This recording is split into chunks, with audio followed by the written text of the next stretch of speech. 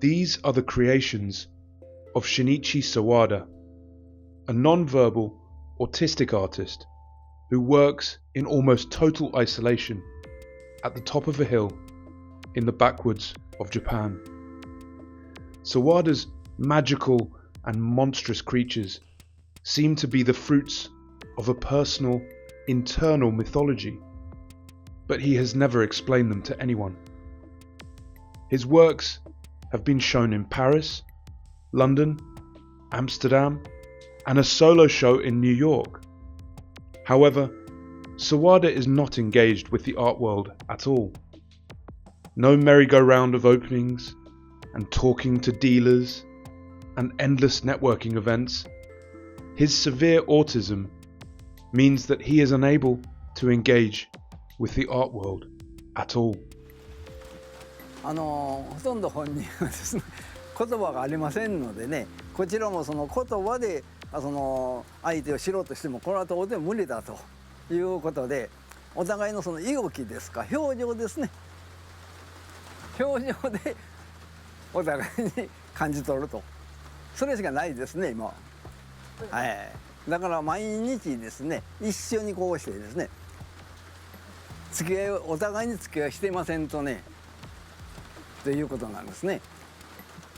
実のところそれが分かればですねいいんですけど、私自身も一緒にいててまだまだ分かりませんですね。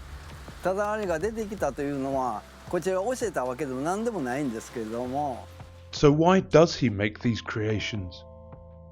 It's not for profit, and it certainly isn't for fame.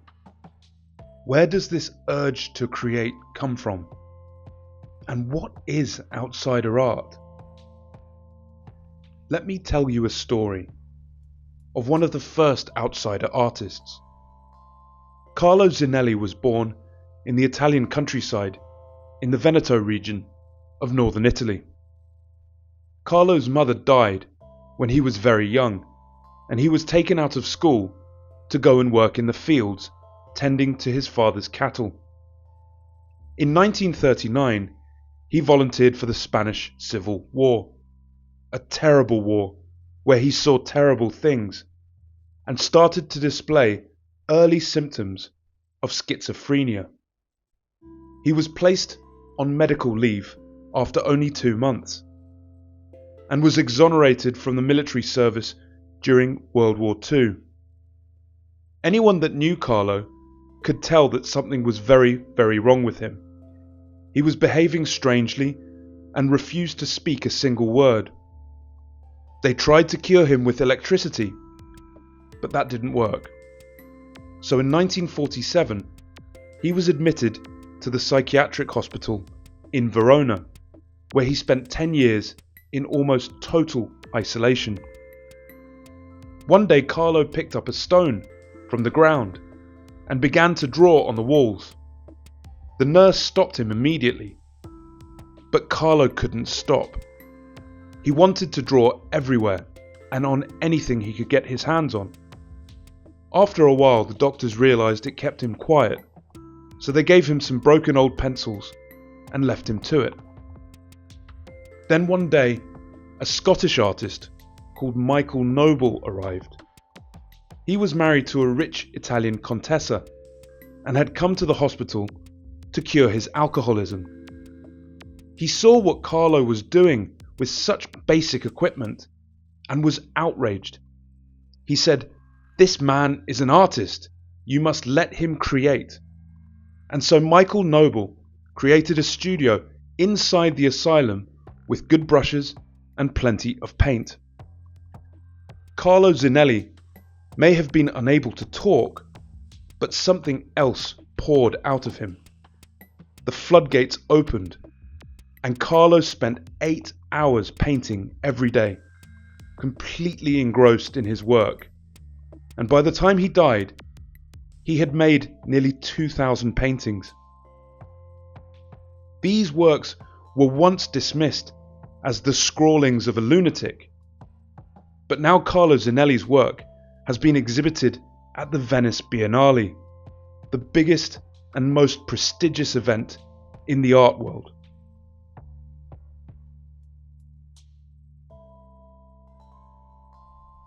The crosses that are upside down represent the graves of the soldiers, and the star is the star of the Alpine soldiers, which was the army unit he was conscripted into.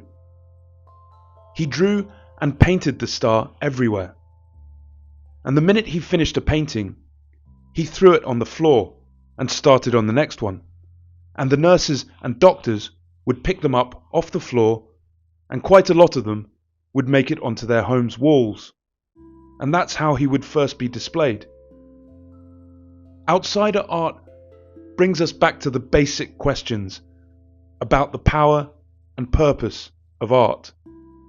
The thing that we look for in art is a kind of urgency, and what we have in contemporary art is a lot of calculation, where the artist is creating work to satisfy a market.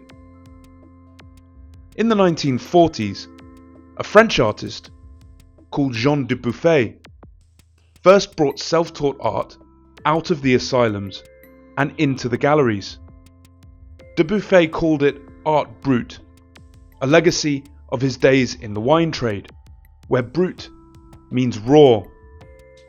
He was interested in the lack of sophistication in the work, and what he saw was its purity. For him, the spontaneous outpouring from the wellspring of creativity was the mark of true art. He discovered people like Eloise Corbaz, a Swiss lady whose imagined affair with Kaiser Wilhelm II led to thousands of erotic drawings, collages, and murals. Or Adolf Wolfley, a schizophrenic goat herder and labourer who produced over 25,000 pages of drawings, writings, and music, all of which he signed Saint Adolf II. A lot of the time, Dubuffet found it hard to get the art out of the hospitals, as they rarely archived it. These asylums didn't fully appreciate what their patients were making. Since 1981, on the outskirts of Vienna in Austria, in the town of Gugging, there is a full care residence for these artists who live here full time. There is no obligation for them to create art, but still, it pours out of them. A team enables the residents to lead an autonomous life as they possibly can, with a stable environment that empowers them to pursue their artistic activities. Hello, my name is Leonard Fink. I came aus Klosterneuburg in the village Widener. Ich mal schon seit 10 Jahren hier und meine Bilder waren schon zweimal in Tokio in Japan, zweimal in New York, dreimal in Paris. Come with me, I show you a picture.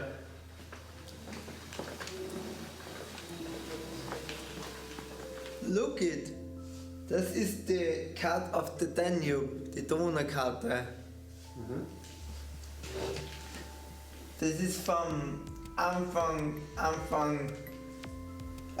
von Donauquelle bis zur Donaumündung. Der höchste Berg von Deutschland ist die Zugspitze, ist 3000 Meter hoch fast. Dann ist da die Donau, fließt da runter so entlang. Do you know how long the in is? 517 Kilometer. Das habe ich aus dem Gedächtnis, alles aus meinen Gedanken habe ich das als Gedächtnis.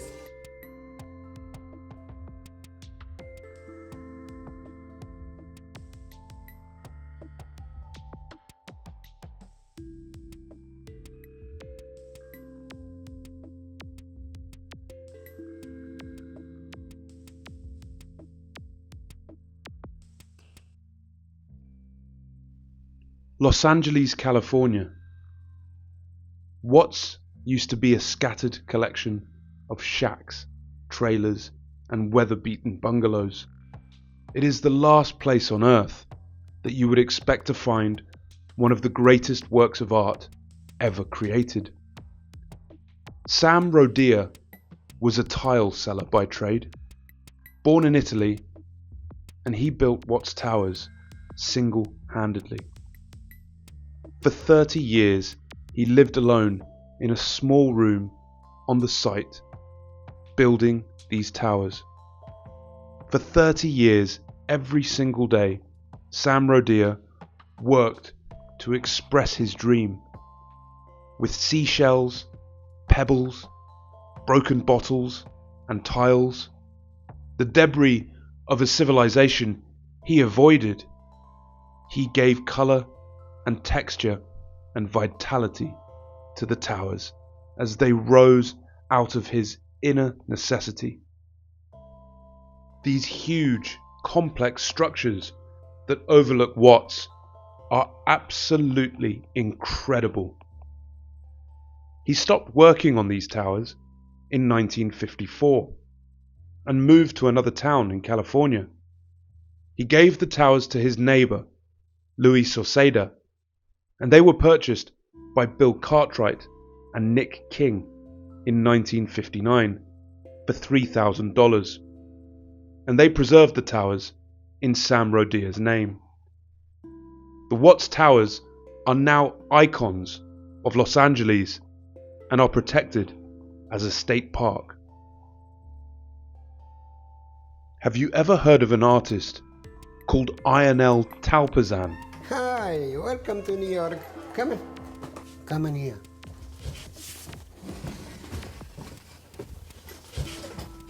Yeah, now you can do.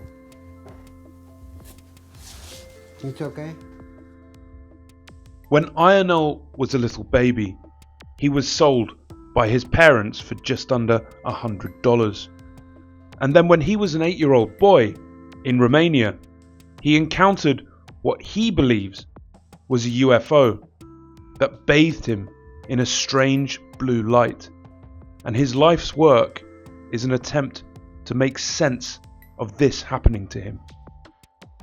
As a young man, he did everything he could to escape Romania under communism and swam across the Danube River from Romania to Yugoslavia, eventually finding refuge in America.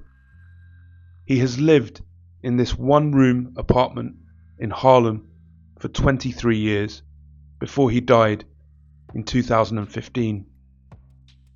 He was eventually found by an outsider art dealer by selling his artwork outside the Outsider Art Fair in the snow.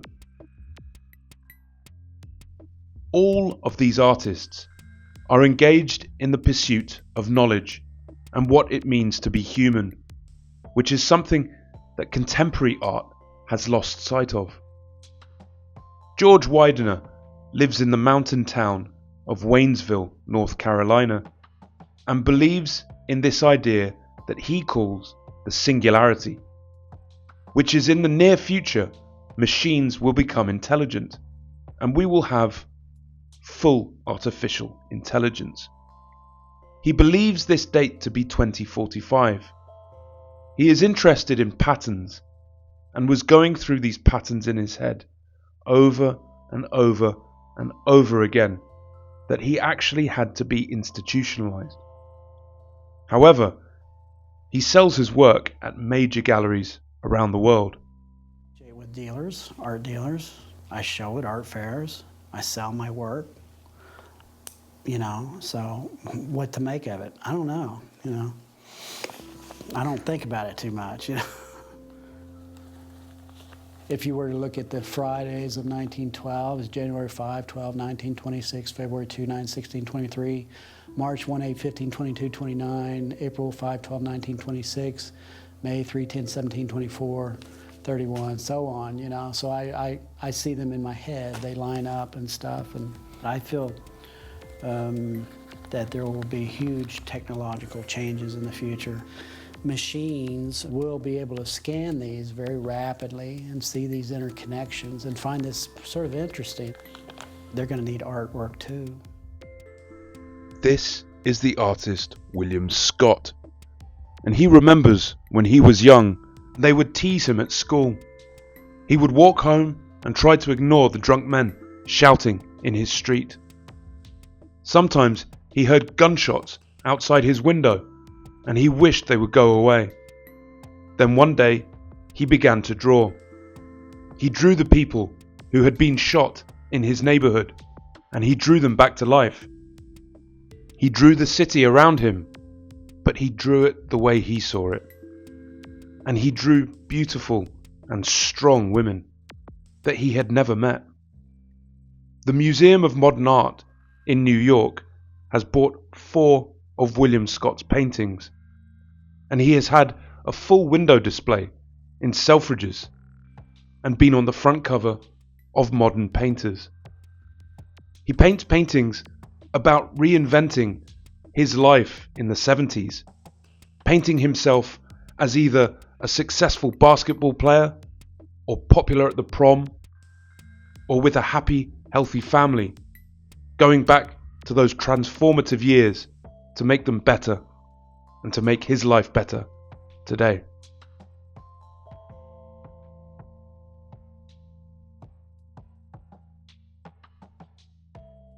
Me right here, that's me.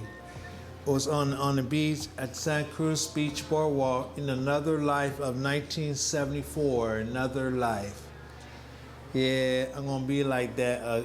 And wearing the afro, I'm be like that. I'm gonna be like that, wearing the afro with my new body, a perfect body.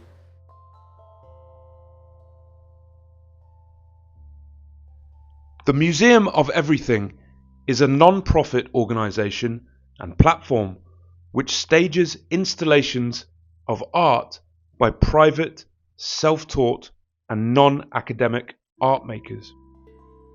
The Museum of Everything staged its first exhibition in London in October of 2009. The museum has described the material on display as untrained, unintentional, undiscovered, and unclassifiable. More importantly, it rejects much of the terminology of otherness, especially the term outsider art. I think it's used as a term by the art world to create an otherness to this art, when in fact it's just as relevant or important as any other art that humanity has produced. These were made by a 38-year-old man with absolutely no artistic training. This man saw visions and heard voices. In private, he induced hallucinations and then recorded everything in small journals. A process he kept up for 16 years. That man was Carl Jung, one of the founding fathers of modern psychology. Is he an outsider artist? Art is about looking at the world in different ways. It lets us see things through the eyes of its maker, and in doing so, it refreshes our own view of the world. It's a tonic for the imagination. Every one of these outsider artists inhabits and creates their own world with such conviction that it becomes recognizable to us, and they invite us to step inside. Picasso said that every child is born an artist. The problem is remaining one when we grow older.